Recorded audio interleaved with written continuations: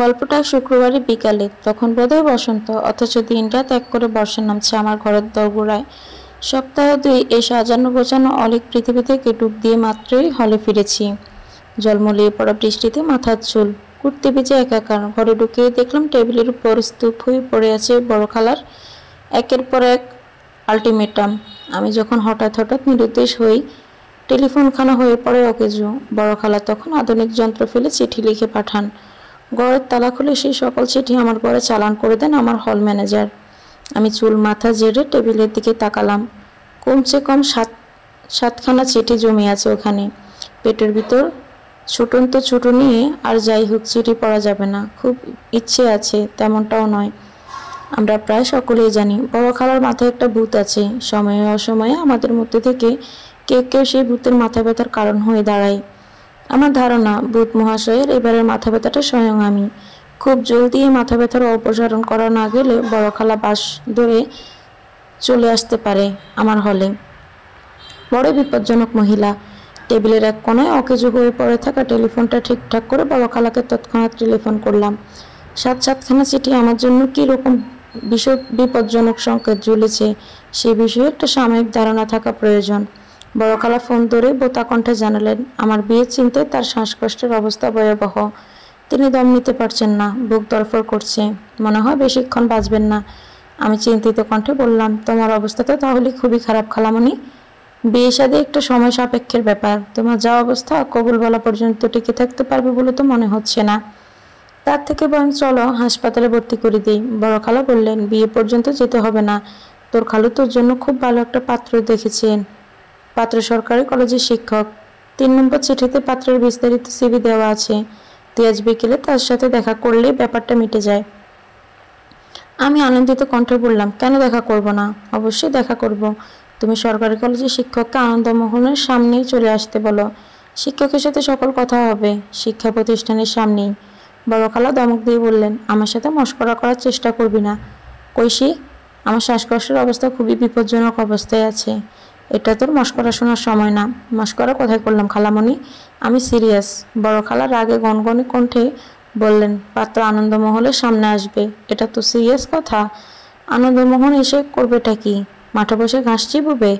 আনন্দমোহন কি পাত্রপাত্রী দেখা হওয়ার মতো জায়গা? আমি গম্ভীর কণ্ঠে বললাম, আমার সাথে দেখা করতে হলে এখানেই আসতে হবে খালামণি। আমি সেজেগুজে সংসেজে কোনো 5 স্টার হোটেলে যেতে পারবো না। দুঃখিত।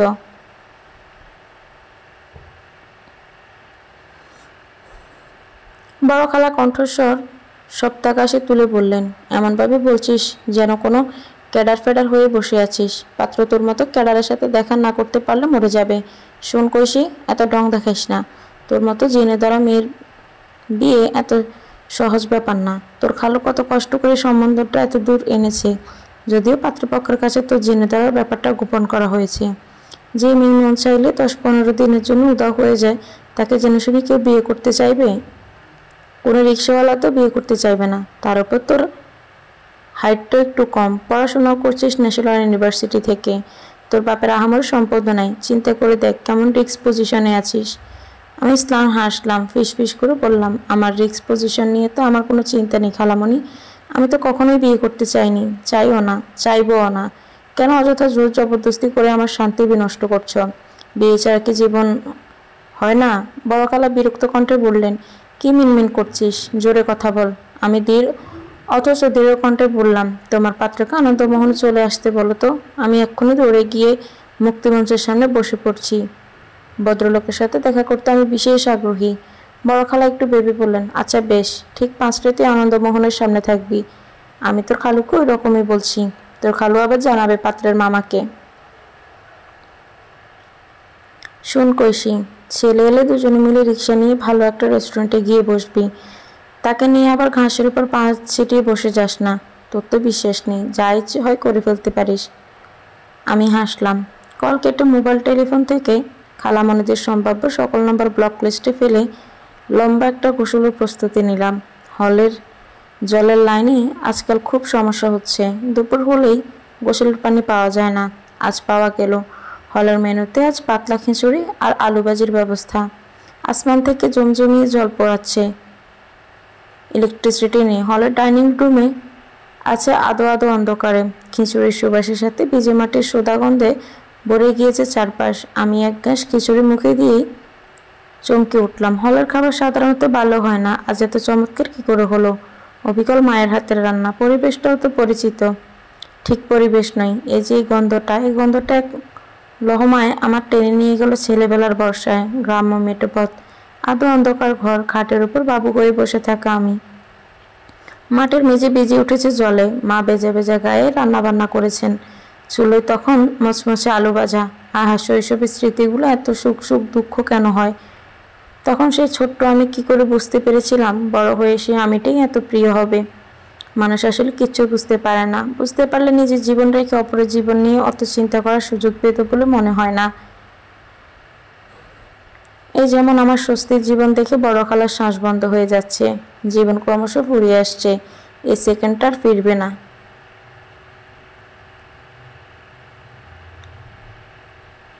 এই সত্যটা নিজের মনে সত্যি সত্যি উপলব্ধি করলে বড় খালার এত সহজে শ্বাস বন্ধ হতো না, শ্বাস হতো ফুরফুরে। খাওয়া শেষে তরতর করে 3 তলায় উঠে গেলাম আমি। হলের 4 প্রকার খাওয়া শক্ত বিছানায় হাত পা ছড়িয়ে দিয়ে নিমিষে চেয়ে রইলাম রংচুন পড়া খাটের দিকে।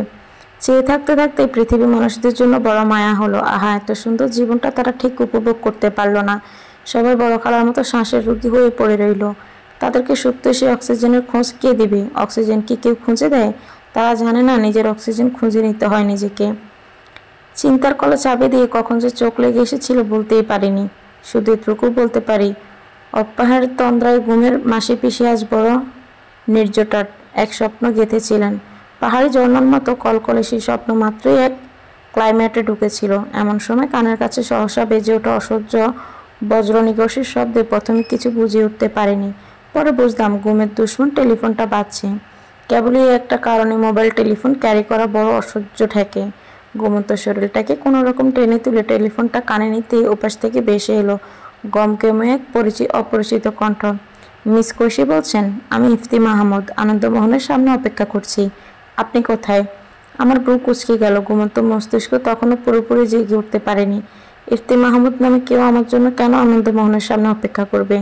সে বিষয়ে মস্তিষ্ক সহসা কোনো তথ্য দিতে পারল না। যখন বুঝতে পারলাম তখন আর অপেক্ষা করা চলে না। বিনীত কণ্ঠে বললাম, ইফতি মাহমুদ সাহেব, আপনি কি আর 5 মিনিট অপেক্ষা করতে পারবেন? আমি আসতেছি। ইফতি মাহমুদ সাহেব অপেক্ষা করলেন। আমি বিছানা ছেড়ে চোখ মুখে পানি ছিটিয়ে দুমড়ে মুচড়ে যাওয়ার কুর্তি পাল্টালাম। বেজা চুলগুলো মাথার উপর চুরোকোপা করে বেরিয়ে এলাম হল থেকে। শুক্রবারের গোধূলি বিকেল, টিপটিপ বৃষ্টি আর ঠান্ডা হাওয়া মাথায় নিয়ে জোড়ায় জোড়ায় বেরিয়ে এসেছে প্রেমিক যুগল। গিটার কাঁধে বন্ধুরা। আমি কাদা জল বাঁচিয়ে আনন্দমোহনের সামনে এসে দাঁড়ালাম। ভদ্রলোককে টেলিফোন করে শোধালাম, আপনাকে কি করে চিনব? ভদ্রলোক বললেন, আমি ফুড কোর্টের সামনে বসে আছি, ব্লু শার্ট, হাতে চায়ের ভাঁড়। আপনি কোথায়? আমি উত্তর দিলাম না। ক্যাম্পাসের সামনে একটা নতুন ফুড কোর্ট হয়েছে, সেদিকে তাকালাম। একটা ব্লু শার্টের ভদ্রলোক দেখা যাচ্ছে বটে। বৃষ্টিতে কাঠের বেঞ্চিগুলো ভিজে জবজবি হয়ে আছে। আমি পরোয়া করলাম না। দপ করে ইফতি সাহেবের সামনে বেঞ্চিটাতে বসে শুধালাম, ইফতি সাহেব কেমন আছেন? ভদ্রলোক আমাকে বোধহয় খুব সহজভাবে নিলেন না। চোখ মুখে থমথমে বিরক্তি থাকলেও কণ্ঠে প্রকাশ করলেন না। শুধালেন, আপনি নিশ্চয়ই এখান থেকে খুব দূরে থাকেন। বৃষ্টিতে আটকে পড়েছিলেন। 5টায় আসার কথা, 6টা বেজে গিয়েছে। আমি হাসলাম। নিজের জন্য চা অর্ডার করে ডান দিকে আঙুলি নির্দেশ করে বললাম, ওই যে দেখছেন ছাত্রী হল, আমি ওখানেই থাকি। তাহলে এত দেরি হলো যে? আমি ইফতি সাহেবের দিকে তাকালাম। নির্মল হেসে বললাম, সত্যটা জানলে আপনি প্রচণ্ড রেগে যেতে পারেন, but the very truth is আমি আপনার সাথে দেখা করব না বলে সিদ্ধান্ত নিয়েছিলাম। ইফতি সাহেব তার দনুকাকৃতি ভুজোড়ায় পাঁচ ফেলে নিশ্চুপ চেয়ে রইলেন। আমি নিজে থেকেই বললাম, ইফতি সাহেব রাগ করবেন না, আমি প্রায় 100 ভাগ নিশ্চিত আমার সাথে আপনার বিয়েটা হবে না। বিয়েটা যদি না হয় তবে অযথা দেখা করার কি কোনো যুক্তি আছে বলুন? ভদ্রলোকের ভুজোড়া তখনও কুঞ্চিত, ডান ব্রুটা অগোছালো উঁচু করে শুধালেন, আপনি কি করে 100 ভাগ নিশ্চিত হলেন বিয়েটা হবে না? উত্তরটা সহজ, পুরুষ মানুষ বিয়ে করার জন্য যেরকম মেয়ে পছন্দ করা আমি তেমন নই। ভদ্রলোকের কণ্ঠ তখন আরো গম্ভীর, আরো শক্ত। পুরুষ মানুষ বিয়ের জন্য কেমন মেয়ে পছন্দ করেন বলেই আপনার ধারণা? আমার উত্তর তৈরি ছিল। বললাম, দারুণ রূপবতী, অল্প বয়সী এবং যে মেয়ের বাবার আছে স্বর্ণ জলকানো রাজত্ব। তবে আপনার ক্ষেত্রে মনে হয় কিছুটা ভিন্ন। আমি আসার আগে আপনার সিভিটা দেখেছি। আপনি বোধহয় ক্যারিয়ারের প্রতি ফোকাসড কোনো রূপবতী কি খুঁজছেন, যার ফ্যামিলি ব্যাকগ্রাউন্ড চমৎকার, এডুকেশন কোয়ালিফিকেশন চমৎকার, রূপ চমৎকার, সর্বোপরি চমৎকার একটি মেয়ে। আমি কোনো চমৎকার মেয়ে নই। আমার ফ্যামিলি ব্যাকগ্রাউন্ডে চমৎকার কোনো ব্যাপার নেই, আর আমার নিজেরও চমৎকার কোনো পুরুষ পছন্দ না। অতএব তাহলে এলেন কেন? হঠাৎ সিদ্ধান্ত বদলে যাওয়ার কারণ?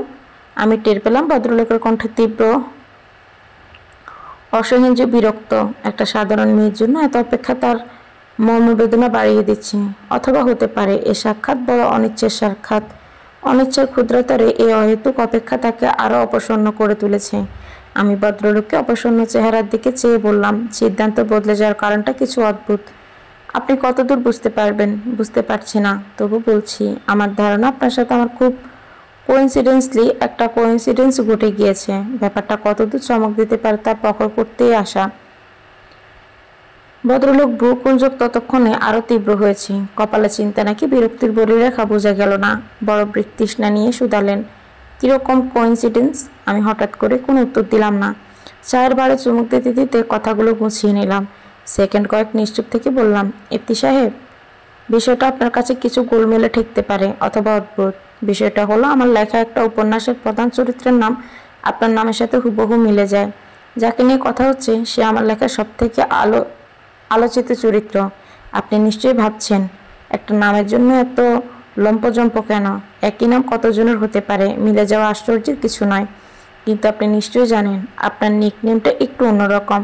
সচরাচর দেখা যায় না। নিকনেম সহ মিলিয়ে মিলিয়ে গোটা নামটা মিলে যাওয়া যায়, ধারণা একটা কোইন্সিডেন্স না? এ পর্যন্ত ঠিক ছিল। আপনি আমাকে টেলিফোন করার পরে মুহূর্ত আমি ভেবেছিলাম আমি আপনার সাথে দেখা করব না।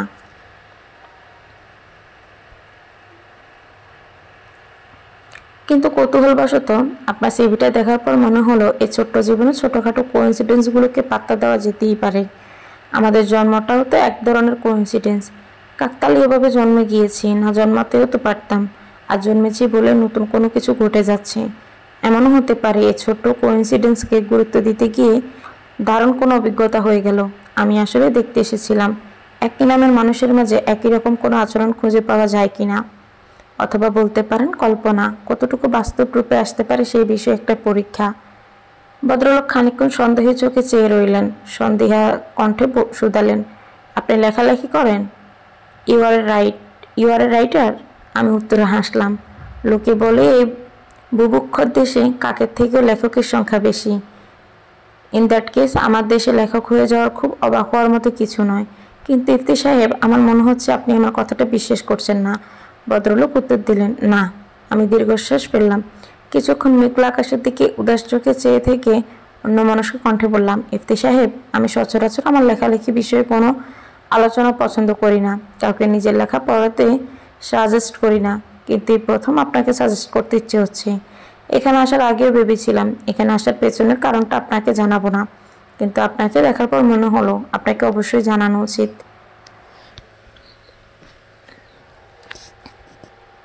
আপনার অবশ্যই আমার একটা নির্দিষ্ট বই পড়ে দেখা উচিত। সোশ্যাল মিডিয়ায় আমার একটা ফ্যান ক্লাব আছে, তারা আপনাকে দেখলে কিছুটা চমকাতো। আমার ধারণা বইটা পড়লে আপনি কিছুটা চমকাবেন। কেন চমকাবেন সে উত্তর আমি আপনাকে দিব না। সেটা আপনার হোমওয়ার্ক করতেই হবে, এমন কোনো নিয়ম নেই। স্কিপ করার সুযোগ আছে। ভদ্রলোক কিছুক্ষণ স্থির দৃষ্টিতে চেয়ে থেকে বের করে শুধালেন, ইজ ইট? আমি জবাবে মৃদু হাসলাম। ভদ্রলোক হাঁপছাড়া কণ্ঠে বললেন, বেশ, আমি হোমওয়ার্কটা করছি। কি যেন নাম বললেন আপনার বইয়ের? আপনার কাছে কপি হবে? আমার হাতে তখন নতুন চায়ের বাঁ।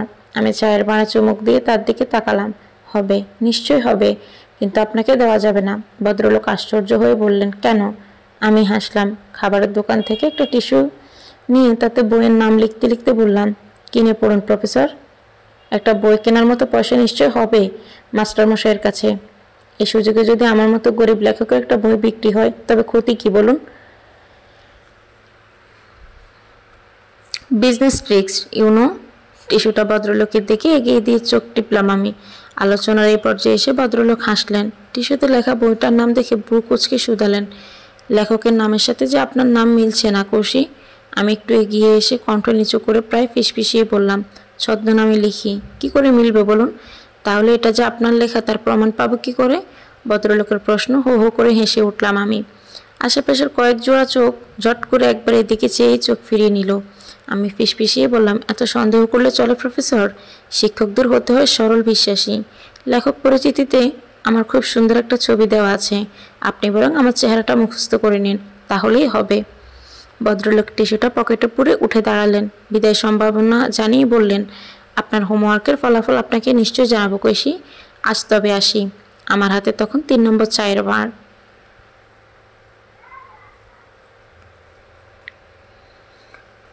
চারিদিকে চায়ের মম সুবাস। সেই মিষ্টি ঠোঁটে ঝুলিয়ে মৃদু মাথা দোলালাম। আমি জানি ভদ্রলোক হোমওয়ার্কটা করবেন না। এই প্রতিশ্রুতিটুকু কেবল সময় হয়ে আটকে থাকবে অতীতে। এ মায়ার শহরে, হাওয়ায়, রাস্তায়, মোড়ে, কাঠের বেঞ্চিতে, টং দোকানে, শ্যাওলা পড়ে ছাদের কোণে যেমন আটকে আছে সহস্র আদরমাখা প্রতিশ্রুতিরা, ঠিক তেমনভাবেই আটকে থাকবে সহস্র সহস্র বছর।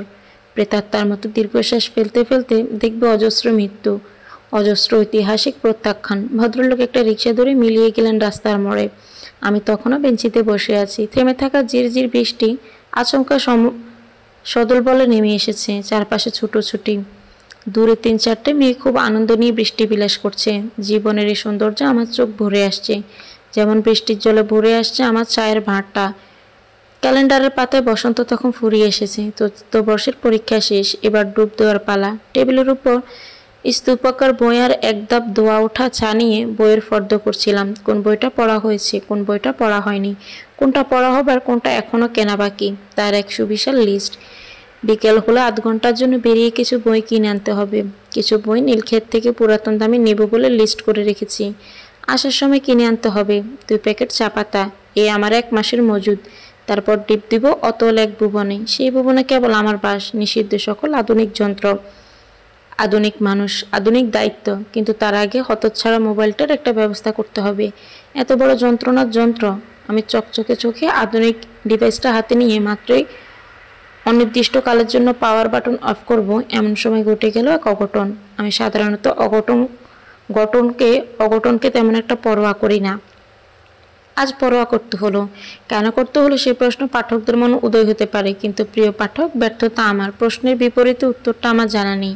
সময়ের চোরাবালি থেকে লিলুয়া হওয়ার মতো বেশি আসা কত ঘটনা, অঘটন, বেশি আসা কত স্বর আহ্বান দেয় বহুদূর থেকে। সে আহ্বান শুনলেও চলে, তবু আমরা শুনি। সে আহ্বানে না থামলেও চলে, তবু আমরা থামি। আমি থামলাম। পাওয়ার অফ বাটনটা টিপে দেওয়ার আধ সেকেন্ড পূর্বে হোয়াটসঅ্যাপ থেকে আসা নোটিফিকেশনটা আমাকে থামিয়ে দিল। নোটিফিকেশনটা আমার জানালো কেউ একজন দৃঢ়ভাবে জানাতে চাইছে, আপনার বইটা আমার ভালো লাগেনি।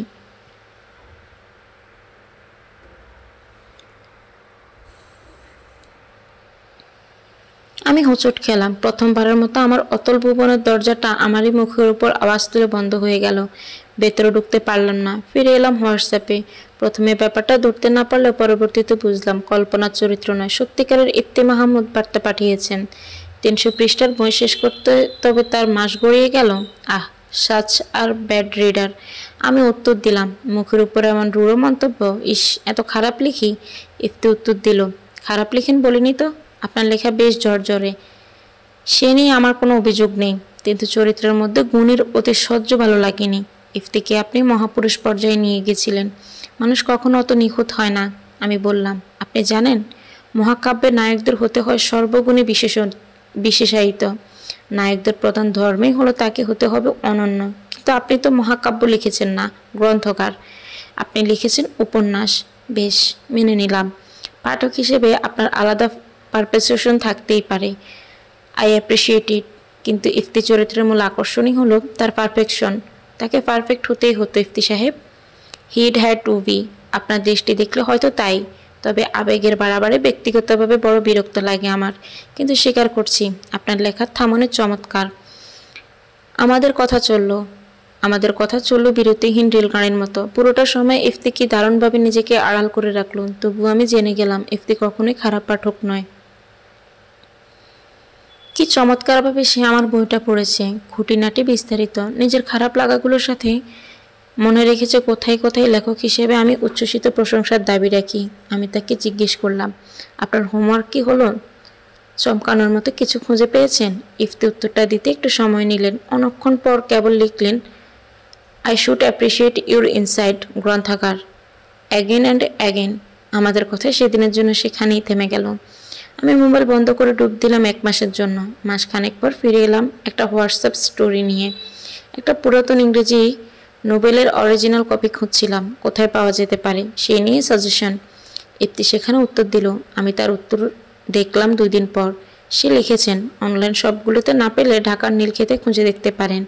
আমি অবশ্য নীলক্ষেতে পাইনি, এক বন্ধুর মার তরফ সরাসরি দেশের বাইরে থেকে আনিয়ে নিয়েছিলাম। আমি তার উত্তরে স্যাড রিয়েকশন দিয়ে প্রচণ্ড হতাশ নিয়ে লিখলাম, ও। ইফতি শুধালো, আপনি কি সংগ্রহের জন্য খুঁজছেন নাকি পড়ার জন্য? আমি বললাম দুটোই, কিন্তু পাচ্ছি আর কই। ইফতি প্রস্তাব দিল, আপনি পড়তে চাইলে আমার থেকে নিয়ে পড়তে পারেন। আমার কাছে সম্পূর্ণ সিরিজই আছে, কিন্তু ফেরত দেওয়া বাধ্যতামূলক। গ্রন্থাগার। ইফতির প্রস্তাবে যেন আকাশে উড়ে গেলাম আমি। অরিজিনাল প্রিন্টগুলোর যা দাম, এগুলো একেবারে সংগ্রহ করে পড়তে গেলে যৌবন ডুলে যাবে সন্ধ্যায়। আমি উচ্ছ্বসিত হয়ে তাকে ধন্যবাদ জানালাম। আমাদের কথা গড়াতে লাগলো বেলা গড়ানোর মতো। আজ ওখানেই দাঁড়িয়ে অতীত দেখলে মনে হয় সেই আলাপচারিতায় যেন অন্যরকম এক সুবাস ছিল। কেমন ছুটি ছুটি সুবাস। ছোটবেলায় 10টা বাজতে যেমন চারপাশে শুক্রবার শুক্রবার গন্ধ ছড়াতো, ঠিক সেরকম। বই নিয়ে, লেখালেখি নিয়ে, দর্শন নিয়ে, চিত্রকর্ম থেকে মিথোলজি নিয়ে কথা হলো আমাদের। এমনকি ময়মনসিংহের বৃষ্টি, রাস্তা, স্টেশন, রোড, রাঙিনাপাড়ের চিন্তায়ের ভয়াবহতা পর্যন্ত উঠল আলোচনার বিষয়। কেন এত কথা হলো, কিভাবে হলো, সে কথা বলতে পারি না। কেবল বলতে পারি আমাদের নিরন্তর কথা চলল। রোজকার রুটিনের ফাঁকফোকরে ইফতিয়ার আমার কথা হওয়াটা যেন একটা স্থায়ী আসন পেতে বেশ আরাম করে বসে পড়ল। নতুন কোনো বই পড়লেই তা নিয়ে দুজনের মধ্যে উঠে যেতে লাগলো তুমুল আলোচনা, সমালোচনার ঝড়। ইফতি আমাকে পরিচয় করালো ইংরেজি ক্লাসিক্যাল সাহিত্যের সাথে, আর আমি তাকে জানালাম ক্লাসিক্যাল ও রোমান্টিক বাংলা সাহিত্য। তার সাথে পরিচয় হওয়ার পরেই আমার Churchill Dickens, Paulo Coelho, Alexander Dumas, Henry Rider গার্ডারের মতো লেখকদের দরুন দরুন লেখাগুলো খোঁজ পেলাম। স্বাদ পেলাম নতুন এক সাহিত্য জগতের। তারপর মাসখানেক পরের কথা, একদিন বিকেল হঠাৎ আমার টেলিফোন বাজলো। রিসিভার তুলতে ওপাশ থেকে বেশি এলো ইফতির কণ্ঠস্বর। আমাকে অবাক করে দিয়ে বলল, আপনি যে বইগুলো চেয়েছিলেন সেগুলোর মধ্যে থেকে 3টে বই সহ আমি দাঁড়িয়ে আছি আপনার হলের সামনে, জলদি নিচে নামুন। গ্রন্থাগার। আমি ছট করে ক্যালেন্ডারের দিকে চাইলাম। ইফতির পোস্টিং কিশোরগঞ্জ। মাসের 2টো শুক্রবার সে বাড়ি আসে ছুটি কাটাতে। তবে কি আজ শুক্রবার বিকেল? আমি হলের ফটক পেরিয়ে আসতে এক ঝাঁক হলুদ আগুন মাথায় নিয়ে দাঁড়িয়ে থাকা পলাশ গাছটার নিচে অলস ভঙ্গিতে দাঁড়িয়ে থাকতে দেখলাম ইফতিকে। সেই সন্ধ্যার পরে আমাদের প্রথম দেখা। ইফতি আমাকে দেখে এগিয়ে এলো, সুন্দর হেসে বলল, চলুন হাঁটি। আমরা হাঁটলাম। পেয়ালার পর পেয়ালা চা খেলাম। ইফতি যে বই 3টে এনেছিল তা নিয়ে আলোচনা শুরু হয়ে দেশ, রাজনীতি, দর্শন, ফাস্টফুড, চা কত রকমের হতে পারে, এসব আলোচনা চলতে চলতে রাত্রের 8টা বেজে গেল। ইফতি ফিরে গেল রাত 9টার পর। তারপর থেকে আমাদের হোয়াটসঅ্যাপে বার্তা সীমিত হয়ে দেখা হওয়ার মাত্রা বেড়ে গেল। ইফতির বাড়ি ফেরার সময় মাস থেকে নেমে সপ্তাহে এসে ঠেকলো। আর প্রতি শুক্রবার বিকেলে ঠিক 4টাতে আমাদের দেখা হওয়াটা যেন অনিবার্য সত্য হয়ে গেল। আমি আর ইফতি চষে বেড়াতে লাগলাম ময়মনসিংহের অলিগলি সর্বত্র, টাউন হল, কলেজ রোড, রাঙিনাপাড় সার্কিট হাউস, জয়নুল আবেদিন, ব্রহ্মপুত্র নদ, প্রেস ক্লাব, এগ্রিকালচারের রেলপথ, সর্বত্র ছড়িয়ে পড়ল আমাদের কথা ফুলের রাশি। কোনো দিন 4টে থেকে রাত 8টা পর্যন্ত আমাদের কেবল হেঁটে বেড়াতাম। কোনো দিন ধোয়া ওঠা চায়ের পেয়ালাতেই জমে উঠত আড্ডা।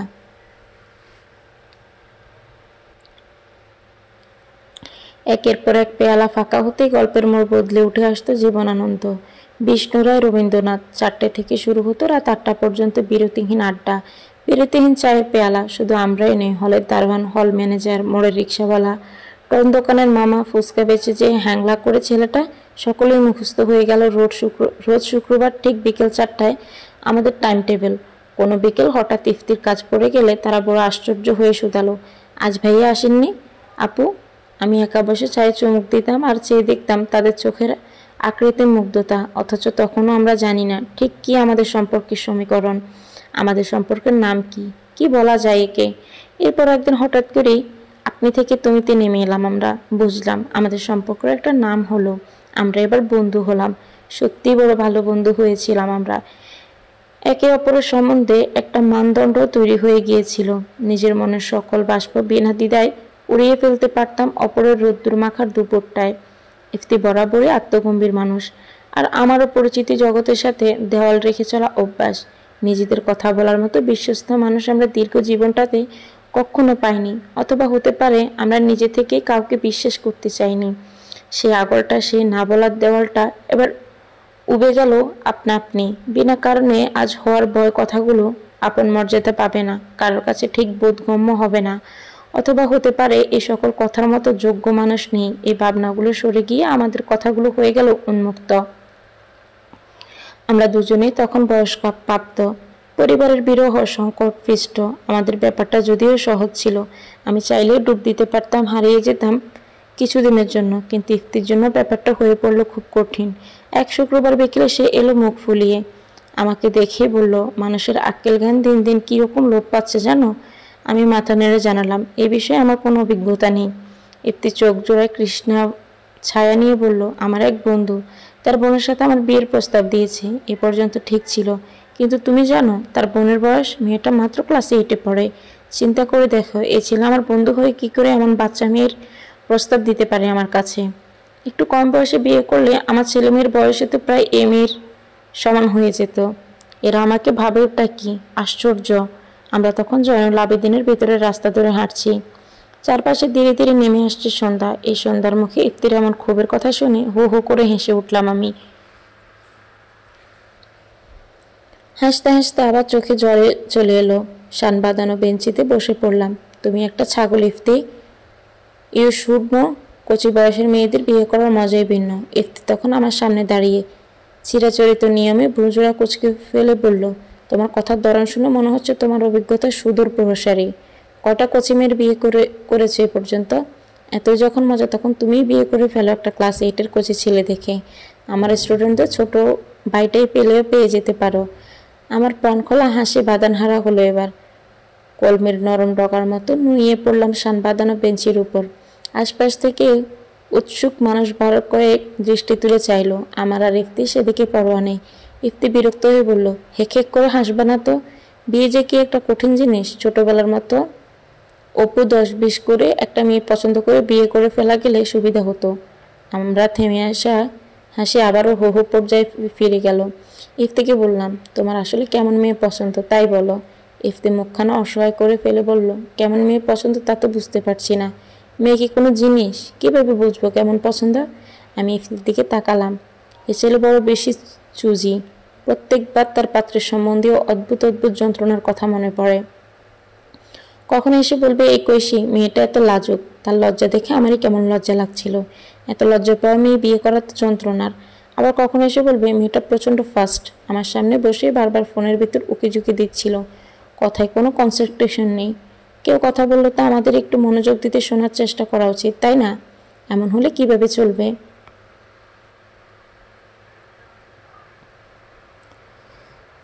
আমি বললাম, মেয়েগুলো যথেষ্ট রূপবতী কিনা সেটা বলো। লাজুক ফাস্ট ফোনে উকিঝুঁকি দেওয়ার বড় কোনো বিষয় নয়। তোমার কাজ চললেই হলো। ইফতি কটমট করে চাইল, ধমক দিয়ে বলল, হোয়াট ডু ইউ মিন? আমার কাজ চললেই হলো? একটি বুদ্ধিদীপ্ত আলোচনা যৌন গম্ভীরের থেকে আরামদায়ক। সেক্ষেত্রে রূপসী অথচ নির্বোধ স্ত্রী দিয়ে আমি করবোটা কি বলো? নির্বোধ মানুষ আমার একদমই সহ্য হয় না, দেখলে মেজাজ খারাপ হয়ে যায়। আমি অবাক হয়ে বললাম, ও মাই গড ইফতি, তুমি কোনোভাবে স্যাফিও সেক্সুয়াল পারসন? ইফতি আমার দিকে চাইল। দনুকাকৃতি চোখ জোড়ায় ভাঁজ ফেলে বেশ সময় নিয়ে ভাবল। অন্যমনস্ক কণ্ঠে বলল, স্যাফিও? হতেও পারে। তারপর আবার কিছুক্ষণ চিন্তা করে বলল, এ কৈশি, এভাবে তো ভেবে দেখিনি। আমি স্যাফিও হলে তো ভয়াবহ সমস্যা। এবার তো আমার বিবাহ সংকট আন্তর্জাতিক পর্যায়ে পৌঁছে যাবে বলে মনে হচ্ছে। আমার বোধ হয় আর কোনোদিন বিয়ে হবে না। আমি আবারও দফাট হাসিতে পেটে পড়লাম। ইফতি আমার পাশে পাংশুটে মুখ করে দাঁড়িয়ে রইল। বর্তমানে বিয়ে তার জীবনের সবথেকে বড় সমস্যা, যে ব্যাপারটা নিয়ে খুব সিরিয়াস রকম চিন্তিত। ইফতি আর আমার বন্ধুত্ব তখন বছর পেরিয়েছে। বর্ষা মৌসুম, আমার মাস্টার্স পরীক্ষা শেষ। হঠাৎ মাথায় একঝাঁক আশা নিয়ে ভাইজান এসে হাজির। কোনো রকম সংবাদ ছাড়া তার এই আগমনে আমি কিছু অবাক হলাম। ভাইজান আমাকে জানালেন, ঘটনা অপেক্ষা করে থাকার মতো নয়। একটা বিয়ের কথা চলছে বাসায়। আমি যেন বাবার মান সম্মানের কথা চিন্তা করে হলেও আগামী সপ্তাহে বাসায় যাই।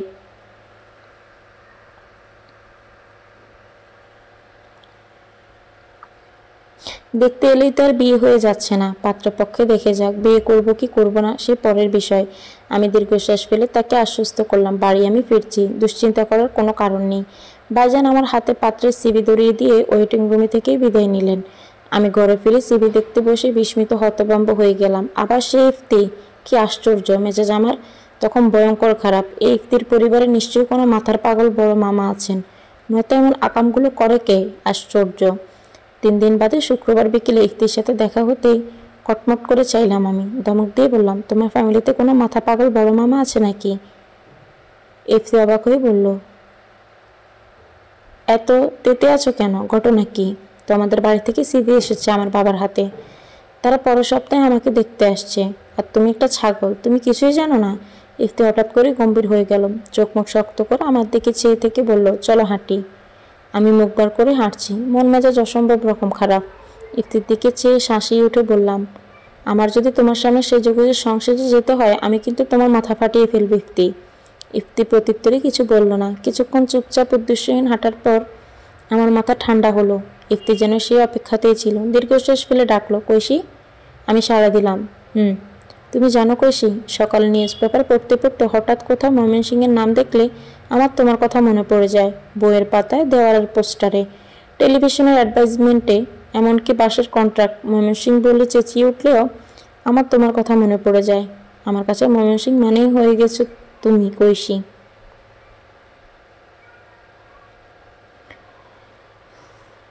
এই ছুটির বিকেলগুলোর মতো আমি তোমাকে নিয়ে গোটা দেশ ঘুরতে চাই, তারপর পুরো পৃথিবী। আমি চাই পৃথিবীর যে কোনো কোণে দাঁড়িয়ে বাংলাদেশ শব্দটা শুনতেই আমার তোমার কথা মনে পড়ে যাক। জীবনের এত প্রতিযোগিতা, হার জিত, টিকে থাকার লড়াইয়ে হয়রান হয়ে কোথাও জীবন শব্দটা শুনলেই মনে পড়ে যাক আমার একটা দেশ আছে, একটা শহর আছে, কিছু রোদমরা বিকেল আছে, আর আছে একটা কৈশি যার গায়ে শুক্রবারের বিকেলের মতন সুবাস আছে। আমি আচমকা দাঁড়িয়ে পড়লাম, বিরক্ত কণ্ঠে বললাম, Ifti, are you proposing me? Ifti মুখ ভার করে বলল, দেখো কৈশি, আমার কিন্তু ছেঁকা খাওয়ার বয়স নেই, ওরকম কিছু চিন্তাও করবে না। আমি তোমাকে আগেই বলেছিলাম আমার এইসব বিয়ে শাদিতে মন নেই, আমি বিয়ে করব না। তো কি করবে? প্রতি বিকেল একা একা ফড়িংয়ের মতো উড়ে বেড়াবে? মন চাইলে অন্য ভুবনে হারিয়ে যাবে? আনন্দ উৎসব করবে? আর আমি বিয়ে করে জীবন ধ্বংস করে ফেলবো? অসম্ভব। তোমার তো সুখটা আমার সহ্য হবে না কৈশি, বিয়ে তোমাকে করতেই হবে। আমি অবাক চোখে চাইলাম, হতাশ কণ্ঠে বললাম, কত বড় পাপী, হিংসুটে পুরুষ মানুষ, এই তুমি আমার বন্ধু? ইফতি চোখে মুখে একটা ডোন্ট কেয়ার ভাব নিয়ে কাঁধ জাজালো, বলল, এটাকে হিংসে বলে না গ্রন্থাগার, এটাকে বলে নিজের জন্য ভাবা। আমি কেবল নিজের জন্য ভাবছি। আমি অন্য মেয়েকে বিয়ে করে ঘরে কুজো হয়ে থাকবো, আর তুমি ফড়িংয়ের মতো উঠবে? এটা আমার সহ্য হবে কেন বলো? তাহলে তুমিও করো না বিয়ে। কে জোর করেছে? একটি চোখ বড় বড় করে তাকালো, কে জোর করেছে? আমার পুরো গোষ্ঠী রীতিমতো চুরি চাকু নিয়ে দাঁড়িয়ে আছে। দেখো কৈশি, আমি কল্পনা করে দেখে ফেলেছি, তোমাকে ছাড়া অন্য কাউকে নিয়ে বিকেলে হাঁটা আমার হবে না। অন্য একটা মেয়ের সাথে আমি কি নিয়ে গল্প করব, ভাবতেই তো বিরক্ত লাগছে। তাছাড়া আমার দুঃস্বপ্ন দেখলেও তোমার বলা অভ্যাস প্রতি শুক্রবার। বউ আমাকে তোমার কাছে আসতে দিবে? উফ কৈশি, রাজি হয়ে যাও তো দ্রুত। আজ এটা যন্ত্রণা ভাল লাগছে না। আর কেমন বন্ধু তুমি? বন্ধুর জন্য সিম্পল একটা বিয়ে করে ফেলতে পারছো না? এত নিষ্ঠুর তুমি? এই তোমার বন্ধুত্ব? আমি হলে তো বলার আগে রাজি হয়ে যেতাম। আমাদের ঝগড়া চললো রকেটের গতিতে। আমি চোখ ছোট ছোট করে বললাম, এমনভাবে বলছো যেন বিয়ে নয়, নতুন একটা বই চাইছো। বই হলে দিয়ে দিতাম, কিন্তু বিয়ে? ইফতি নির্লিপ্ত কণ্ঠে বলল, তো বিয়ে করা তো বই দেওয়ার থেকেও সহজ। বই দিলে দিতে হবে স্তূপ ত্যাগ করে, বিপরীতে কিছু পাবে না। কিন্তু বিয়ে করলে তৎক্ষণাৎ একটা 30 বছরের ব্যক্তিত্ব পুরুষ পেয়ে যাবে। সেই পুরুষের একটা বিশাল লাইফ বেয়ে থাকতে পারে, ধারণ সেন্স অফ হিউম্যান থাকতে পারে, বুক ভরা ভালোবাসা থাকতে পারে। কত লাভ! ইফতির কথাই হেসে ফেললাম আমি। ঠোঁটে মধুর হাসি নিয়ে বললাম, তাই? তাহলে বলো, তোমার এক্সক্লুসিভ বুক কালেকশনের সকল মালিকানা আমার। ইফতি চোখ বড় বড় করে চাইল, কপট বিস্ময় নিয়ে বলল, কত বড় ধান্দাবাজ তুমি কৈশি! আমি কিন্তু ভুলিনি, তুমি আমার থেকে 7টা বই মেরে দিয়েছ, আমি লিস্ট করে রেখেছি। আমি অবাক হয়ে বললাম, আমি তোমার জন্য সন্ন্যাস ধর্ম ছেড়ে সংসার ধর্মে নিজের জীবন বাজি রাখতে চলেছি, আর তুমি 7টা বইয়ের কথা বলতে পারছো না? আশ্চর্য ইফতি। ইফতি প্রত্যুত্তরে কিছু বলল না, মৃদু হাসলো মাত্র। আমাদের ঝগড়া কথা কাটাকাটি বন্ধ হয়ে গেল ঝুপ করেই। দুজনেই হাঁটতে হাঁটতে নদীর পাড়ে গিয়ে বসলাম। নিশ্চুপ চেয়ে থেকে তেজস্বী সূর্যকে নদীর বুকে মুখ লুকাতে দেখলাম। নদীর টলটল জলে পা ভিজিয়ে চেয়ে রইলাম বাহিরের নৌকার পালে। বাহারি প্রেমী যুগলের ঘটনার পর ঘটনা পেরোলো, কারো মুখে কোনো কথা ফুটলো না, বিরক্তি এলো না, অস্বস্তি হলো না। চারপাশ থেকে পরিপূর্ণতার হাওয়া বুক বেয়ে জলস্রোতে তুলতে উপলব্ধি করলাম জীবনে আসলে একটা মানুষ প্রয়োজন, যার কাছে নির্দ্বিধায় সকাল হওয়া যাবে, মন চাইলে ঝুপ করে হয়ে যাওয়া যাবে বিষণ্ণ সন্ধ্যা অথবা রোদোজ্জ্বল প্রখর দুপুর। ইফতিয়ার আমি দুজনেই একই আকাশের দিকে আলস্যহীন চেয়ে রইলাম।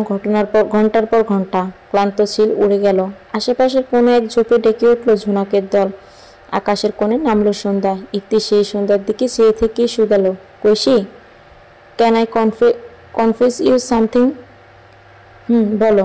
আমি তোমাকে বিয়ে করার জন্য সিদ্ধান্ত নিয়েছিলাম। তখন ভেবেছিলাম ভালোবাসা না থাকলেও চলবে, আমাদের এই সুন্দর বন্ধুত্ব পুঁজি করে আমরা কাটিয়ে দিতে পারবো চমৎকার এক দাম্পত্য জীবন। কিন্তু ঘন্টাখানেক আগে তোমাকে বিয়ের কথা বলার পর আমার সব এলোমেলো হয়ে যাচ্ছে কৈশি। আমার মনে হচ্ছে আমি তোমাকে প্রচণ্ড ভালোবাসি। তুমি আমাকে ছেড়ে গেলে আমি বোধহয় মরে যেতাম। আমার মনে হচ্ছে তুমি আমার কাছে শুক্রবারের বিকেলের থেকেও প্রিয়। আমি তোমাকে শুক্রবারের বিকেলের থেকেও বেশি ভালোবাসি, অনেক বেশি। এত ভালো বোধ হয় আমি আর কখনো কাউকে ভাসতে পারিনি। আমি শূন্য দৃষ্টিতে আকাশের দিকে চেয়েছিলাম। এবার ঘাড় ফিরিয়ে ইফতির দিকে চাইলাম। ধীরে ধীরে আমার চোখের কোনো জল জমতে লাগলো।